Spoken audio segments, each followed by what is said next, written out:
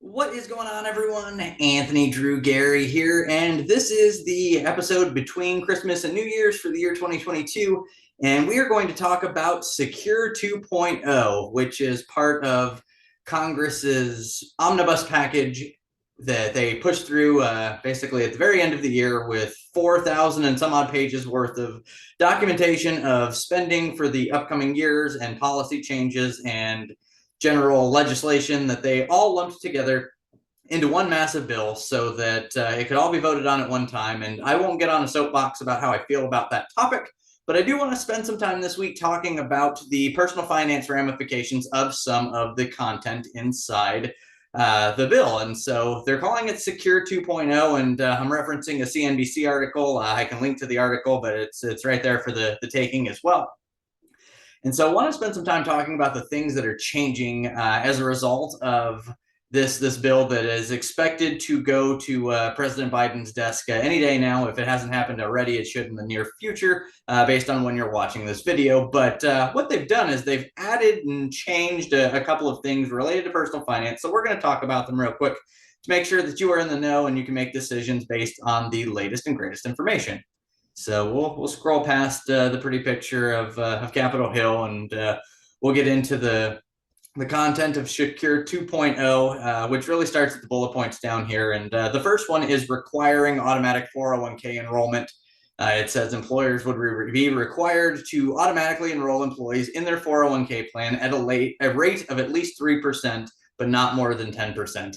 And as a general philosophy, I don't like other people telling me what to do with my money, but I have a feeling that this is going to help more people than it's going to piss off. And so hopefully this is of a benefit to the majority of folks. And so this is hopefully a good thing. And if you don't like it, maybe there's some way to get out of it if you really care deeply to find that out.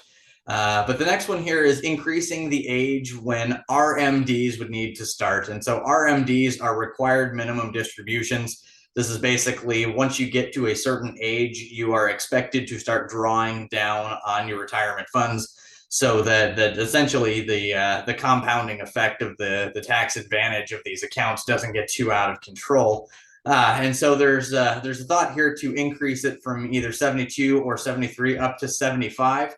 And overall, I think this is a good thing because it gives you more flexibility. You aren't required to do certain things a couple of years earlier than what's about to be the case. And so they're looking to segment this up to 75 years old for 2033. And so realistically, that plays into the plans of anybody who is either 65 years old or younger right now. So good thing overall there. The next piece of this is creating a bigger catch-up contribution for older savers. And this has always been in play where you could make extra retirement contributions if you were above usually age 50. And so these are still staying intact, but they're allowing folks to catch up even farther than they were previously. A good thing overall if you find yourself in a situation where you're at a certain age and you don't think you've saved as much as you want to. Now you can throw some extra money in those advantaged accounts to hopefully catch up and take care of some of the shortfalls you might find yourself in there. And so the next piece to this is broadening employer 401k match options. And essentially, this makes it more applicable for different things to be considered matching, such as paying an employer or paying an employee student loans instead of retirement savings. We can go into the nuances about whether or not that's a good thing or not. But in a general sense, this is giving the option for it. And it's not to say that every employer is going to do it. So we'll call that a win for now. The next piece to this is improving worker access to emergency savings. And it's essentially letting you borrow up to $1,000 from a retirement account for an emergency without having to pay the typical penalty. And overall, I think this is a good thing. It's well intentioned, but hopefully you are setting yourselves up with some other emergency fund such that this isn't the first thing that pops into your mind if you have an emergency. Overall, there's a good intent here, but hopefully too many folks don't have to use this for what it is. The next one we're talking about is increasing part-time workers' access to retirement accounts. I think this is huge. Hopefully, there's something down the road that increases part-time workers' access to health insurance benefits as well, because I know that's a sticking point for folks that have a desire to retire before they can get into Medicare. So there's a step to be furthered. Maybe that's the Secure 3.0, but ultimately this is giving access to 401k plans for folks who work at least 1,000 hours in a year, which is roughly 20 hours a week. Good thing overall. Then we'll skip over the guy's video because my video is the video to be watching on this. Hello. They're talking about things about boosting how much can be put into a qualified longevity annuity. Not a whole lot of detail for me to provide there. Just if annuities are something that you're into, there's some advantages to looking at it now versus in a prior thought here. And then creating a federal matching contribution for lower income retirement savers. And this is basically a way to provide a match to low and moderate income individuals. If you qualify for those things, you'll probably want to dive into this article and click through the link to make sure that you understand what that looks like and that you're getting all the benefits that you can be getting based on the legislation that is about to be signed into law. And so the next piece to this is changing the required minimum distribution rules for Roth 401ks.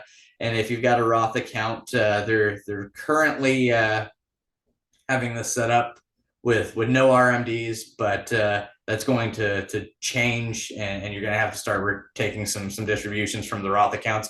Again, this is so that the compound interest of some of these tax effects doesn't get so far out of sync that it goes beyond what might have been intended.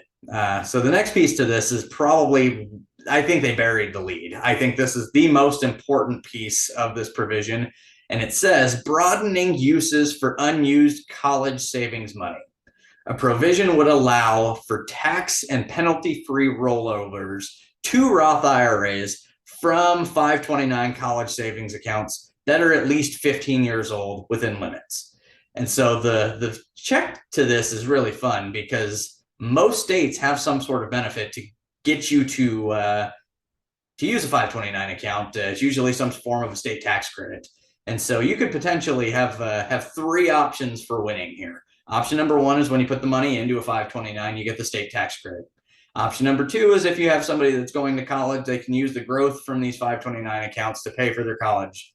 And the third step to this is if for whatever reason you don't need all of that money, they're allowing you to roll over 529 accounts that you got a tax benefit on and you got free growth on into a Roth IRA, which you will eventually be able to pull out tax-free on the back end. I believe I've seen that there's a $35,000 cap to this for a lifetime benefit, but do your homework on that. There's a possibility where, maybe you could do 35 and then somebody else could do 35 if there's a situation that you can tag team this. Pay attention to this one. This is probably the biggest nuance in the bill, and wanted to draw some attention to it. And then there's some language in here about helping military spouses get access to retirement plans. I think that's extremely important for those in those circumstances, but I am by no means an expert in that piece. If you are looking for help in the military spouse wife, I believe that there's some great communities, even in the YouTube world, that can help you dive through the details of this. But overall, wanted to share the content out of the latest Secure 2.0 because it does have the potential to impact, some of the things that you're doing with your personal finances. And I think the general rule to this is that expect change over time. Congress has passed this 4,000-page document, and it's likely that future documents are going to get passed as well that have the ability to push and pull on your plans. And you just need to be flexible enough to know that there is going to be reasonable change over time. Wanted to make sure that this is in front of you. Hope you had a Merry Christmas. Hope you have a Happy New Year. Stay right here. Subscribe to the channel to be the first to know about new content each and every Wednesday, including shorts that happen throughout the week as well. You can subscribe and be the first to know about all of the above. Leave me a comment down below if I missed anything out of this episode, or if you've got any feedback, or if there's anything that you want me to cover in particular.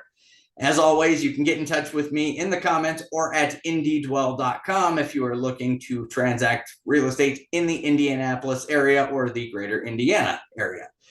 Till next time, this is Anthony Drew Gary, host of The How To Show, signing off.